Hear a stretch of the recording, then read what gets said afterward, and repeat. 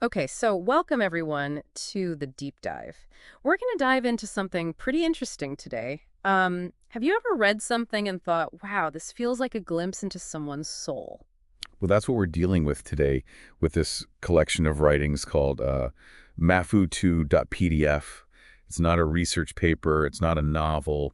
It's really more like a series of personal reflections by this guy, Richard Fletcher. And he's looking back on all these different people he's met throughout his life. He shares these little stories, little insights about them. Yeah, it's almost like you're peeking into his personal journal, right? Yeah. You get to see how he sees the world and the people in it. Exactly. So what we're going to do today is try to pick out some of those common threads. What keeps popping up? What are those big lessons, those recurring themes that connect all these different people and experiences? We've got a pretty diverse cast of characters here, and they come from all walks of life. So hopefully by the end of this, we can all walk away with, I don't know, maybe a new way of thinking about life, about friendship, about how we grow as people. I love that. It's like we're on this treasure hunt for wisdom, right? And the map is Richard Fletcher's life. Right, and the treasure. Who knows, maybe it's a little different for each of us, but let's start digging, shall we? So as we get into this Mafu2.pdf, one of the first things that really jumps out is how much Richard talks about stillness. Stillness. Yeah.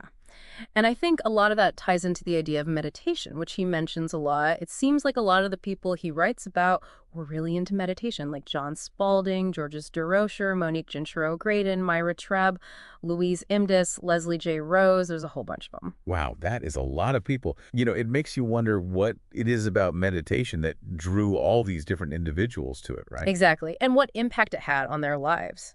So let's take John Spalding, for example. Richard knew him for a really long time. Their friendship goes all the way back to 1986, and he describes John as having this really quiet presence. And both of them studied meditation under this guy named Mafu. Mafu. That's a name that's going to come up a lot, I think. Oh, definitely. But going back to John, there's this quote that Richard includes where John says, "It's not about escaping the world. It's about finding that quiet center within yourself, that place where you can just be.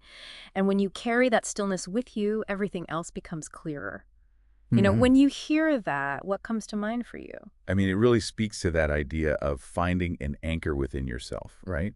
Especially in a world that can feel so chaotic and overwhelming. Totally. And it's not just about this internal peace either. It's about how that stillness affects how you interact with the world around you. Like, for example, think about Georges de Rocher. George's, yes, he was a drummer, right? Right. And it's so interesting how their friendship actually started through a didgeridoo class, but then it grew through this shared love of drumming, playing together at this ashram, and of course through their mutual dedication to meditation, again, with Mafu as their teacher. It's amazing how seemingly random things can bring people together, right? A didgeridoo class leading to this deep connection through drumming and meditation. It really is. And Richard quotes Georges saying, just like drumming, meditation is about tuning into the beat of your own heart, the quiet pulse that guides you through life. When you find that rhythm, everything else falls into place. It's such a beautiful analogy, right? Connecting the rhythm of music to that inner rhythm you find through meditation. It is beautiful, and it makes you think about how different paths can lead to a similar destination. Yeah. And then there's Monique Gentreau-Graydon, whose calm presence Richard attributes directly to her meditation practice, which, you guessed it, she learned at the ashram. And one thing Richard specifically points out about Monique is her incredible ability to listen deeply. And she talks about this, saying, when you can truly be with someone, truly listen to them, you create a space where healing can happen. It's not about fixing or advising. It's about being there, fully and completely. You know, it makes you realize that meditation isn't just this solitary practice. It really spills out into how you connect with others. Right. It's like that inner stillness creates space for deeper, more genuine connections. Absolutely. And it's not just about feeling calm or peaceful either. It's also about finding clarity, understanding yourself better. And we see this reflected in how Richard talks about Myra Trebb and Louise Innes. Now, he hasn't seen Myra in a while, but he still remembers her so vividly. Her joyful spirit, her love for dolphins, and her dedication to meditation. And what's interesting is both Myra and Louise share this very similar sentiment about meditation. When you can sit with yourself, truly sit with yourself, everything else becomes clearer. The challenges, the joys, the fears, they all make sense in the context of that stillness. The fact that he uses that same quote to describe these two women is interesting, right? Like it Yeah. really points to something essential about the impact of meditation that he's observed. Yeah, exactly. And then there's Leslie J. Rose, whose inner peace cultivated through meditation is linked to her incredible kindness and compassion. And I think it's worth mentioning that her son, John Rose, founded Waves for Water, an organization that provides clean water to communities around the world. It is a subtle detail, but it kind of highlights how this inner stillness can inspire positive action in the world. Right. It's not just about withdrawing from the world. It's about engaging with it from a place of greater awareness and compassion. Exactly. And we see this again with William Pepper, who's described as having this great heart and a talent for drumming. His dedication to meditation is seen as a really integral part of who he is, further emphasizing that connection between stillness and clarity. And then there's Claudia Harrington, whose bright, vibrant energy Richard affectionately calls her sparkle, which he attributes to her meditation practice. So much of this is reminding me of that quote from John Spalding about how meditation helps you see things more clearly. Right. And I think the last person we should mention in this theme of stillness is Anastasia Adelia Stepile, whose way with words and her just radiant personality, Richard, connects to her deep devotion to meditation. He even quotes her saying something really powerful. It's the direct link to our true existence.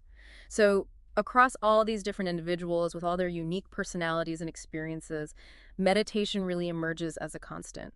And it's fascinating how Richard sees it as this, I don't know, almost like a foundation for so many of them. But it's not all about stillness, is it? No, definitely not.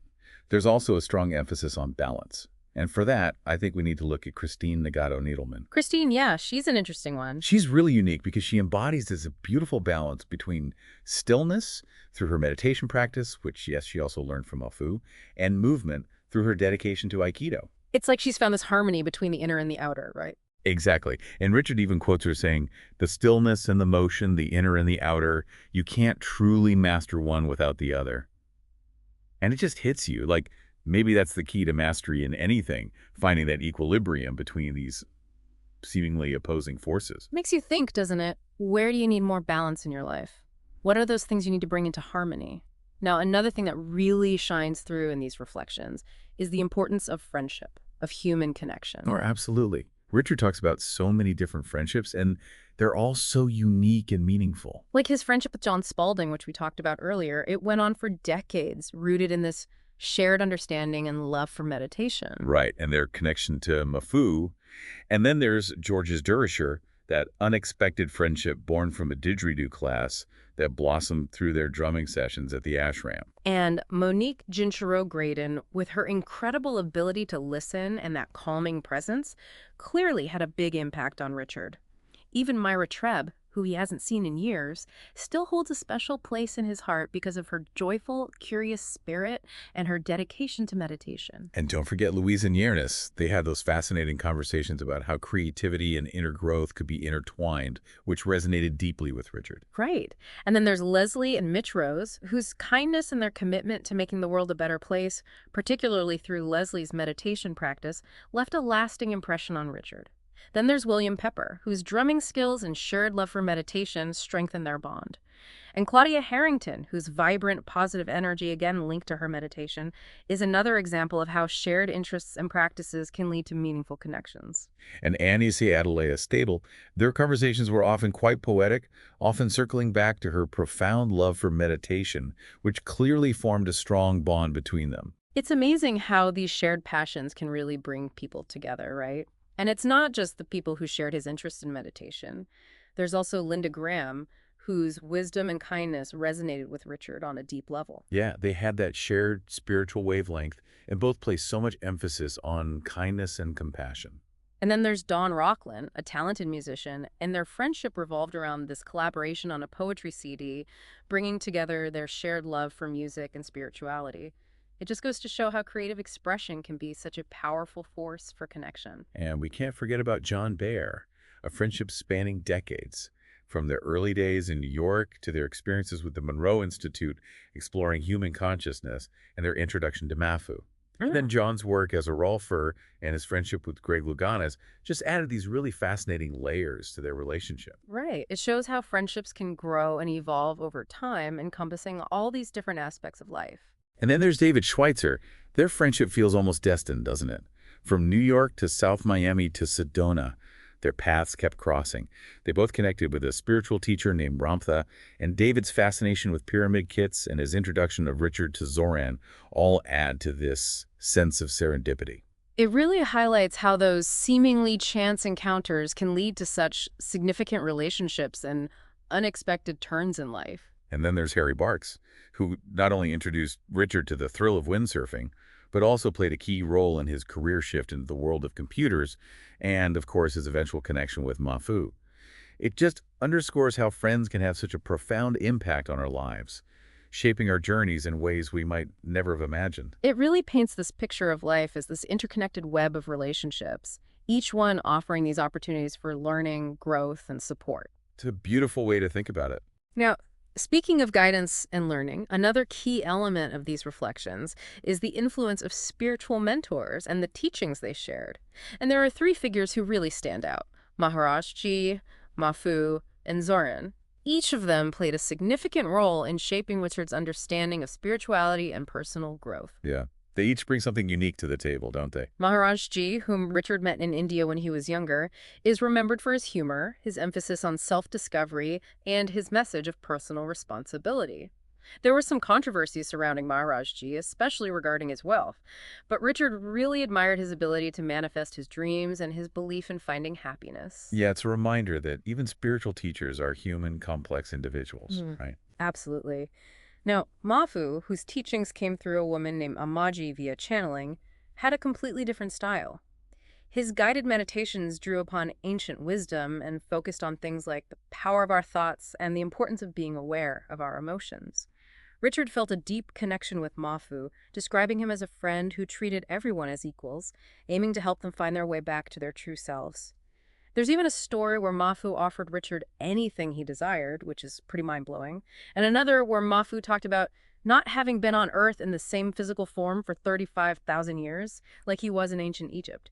It's clear that Mafu had a profound impact on Richard's understanding of the world. Channeling, for those who aren't familiar, is basically the idea that some people can act as conduits for information or energy from non-physical sources, often spirits or higher beings. It can be a pretty controversial topic, but it clearly played a significant role in Richard's spiritual journey. Right. And then there's Zoran, who was also channeled, but this time through a woman named Makara. Zoran's approach was all about playfulness and laughter. He believed that learning and growth should be joyful, and he emphasized the inherent joy in both meditation and life itself. He also spoke about past life connections, which added another layer to Richard's spiritual exploration. And it's worth noting that Richard's first encounter with channeling was actually through this guy named Paul McLean, even before he met Mafu. It just goes to show that spiritual guidance can come from all sorts of unexpected sources. It's like there's no one right way to connect to the spiritual realm. Yeah. It can manifest in so many different ways. Totally. And it's so interesting how all three of these mentors, Maharaj Ji, Mafu, and Zoran, each with their own unique style and teachings, contributed to Richard's spiritual development. They each offered a different piece of the puzzle. It's a beautiful tapestry of wisdom, really.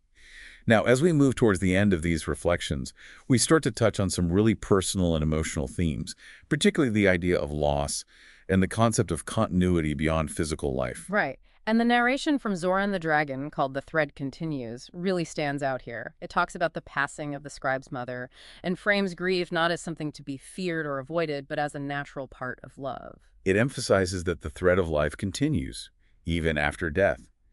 And the way it compares grief to rain, softening the earth to allow for new growth, is just so powerful and comforting. It really is. And the sense of loss and remembrance is also reflected in the lyrics of a song called R.I.P. Dear Mom, which is dated February 17th, 2025.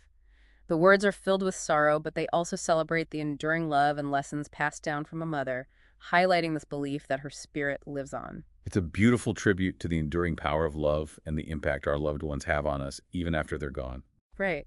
And then there's Mary Beth Jackson Lovett, someone Richard admits he didn't know that well, but he remembers her for her kindness, like making chai during a snowstorm. And even though they didn't know each other very long, her warmth clearly touched him, and he imagines her dancing with her master, expressing a belief in the soul's journey after death. These reflections on loss really add a layer of depth and vulnerability to the entire collection, reminding us of the fragility and preciousness of life. Absolutely. So as we start to piece together all these key takeaways from Mafu 2.pdf, it's clear that this collection offers this incredibly rich and nuanced perspective on the human experience.